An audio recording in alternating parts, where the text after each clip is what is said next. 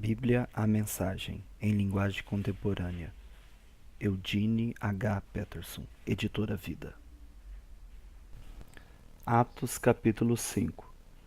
Mas um homem chamado Ananias, com a conivência da esposa Safira, vendeu uma propriedade e guardou parte do valor da venda para si. Em seguida, entregou o restante aos apóstolos como oferta. Mas, inesperadamente, Pedro lhe disse: Ananias, como você permitiu que Satanás o levasse a mentir ao Espírito Santo, escondendo parte do dinheiro da venda da propriedade? Antes de vendê-la, tudo era seu. Depois que a vendeu, poderia ter gastado o dinheiro como quisesse. Como foi cair nessa armadilha? Você não mentiu aos homens, mas a Deus. Assim que ouviu essas palavras, Ananias caiu morto, e todos os que ouviram a conversa ficaram apavorados. Em seguida, alguns jovens levaram o corpo e o sepultaram. Passada não mais de 3 horas, chegou a esposa dele, sem saber o que havia acontecido, e Pedro lhe perguntou: Diga-me, essa oferta foi o preço total da sua propriedade? Sim, foi esse o preço, ela respondeu. Pedro prosseguiu: O que a levou a ser conivente com essa conspiração contra o Espírito do Senhor? Os homens que sepultaram seu marido estão para chegar, e você será a próxima. Mal ele pronunciou essas palavras, ela caiu morta. Quando os jovens chegaram, encontraram o corpo da mulher, que fora carregado e sepultado ao lado do corpo do marido. Nesse tempo, a igreja inteira e todos os que tomaram conhecimento do fato sentiram um respeito profundo por Deus. Eles perceberam que com Deus não se pode brincar. O trabalho dos apóstolos resultou em muitos sinais da parte de Deus entre o povo. Coisas maravilhosas aconteceram. Eles se reuniam regularmente no templo, no pórtico de Salomão, e a harmonia entre eles era notável.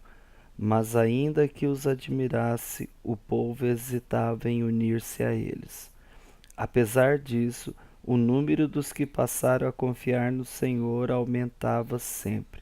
Homens e mulheres vindos de todos os lugares, eles chegavam a deixar os doentes na calçada sobre macas, esperando que fosse tocado pela sombra de Pedro quando ele passasse.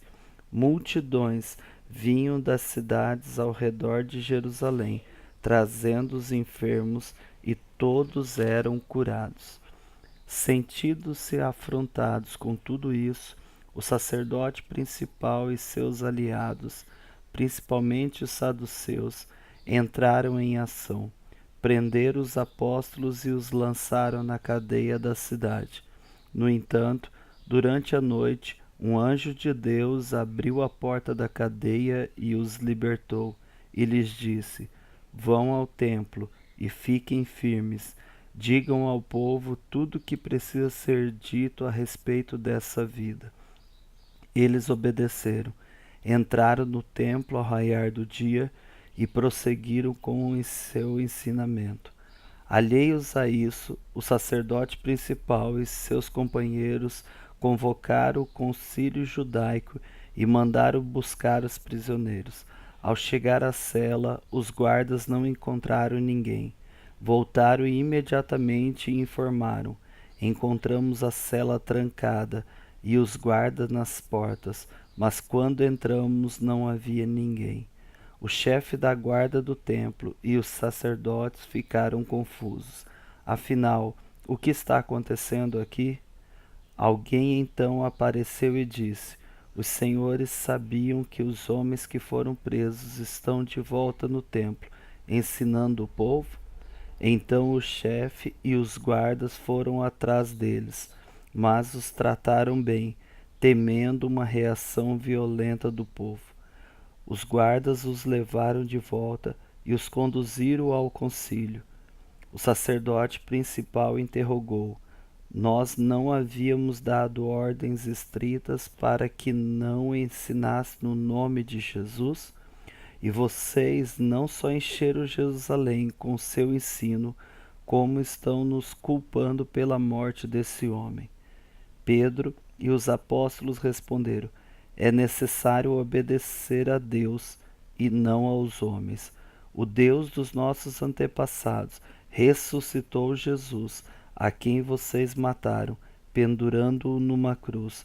Mas Deus o levou para as alturas, ao seu lado, o príncipe salvador, para dar a Israel o dom de uma vida transformada e de pecados perdoados.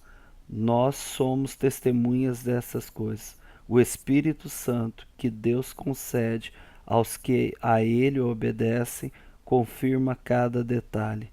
Quando ouviram isso, as autoridades ficaram furiosas, quiseram matá-los ali mesmo, mas um dos membros do concílio interferiu, um fariseu chamado Gamaliel, mestre da lei de Deus e honrado por todos.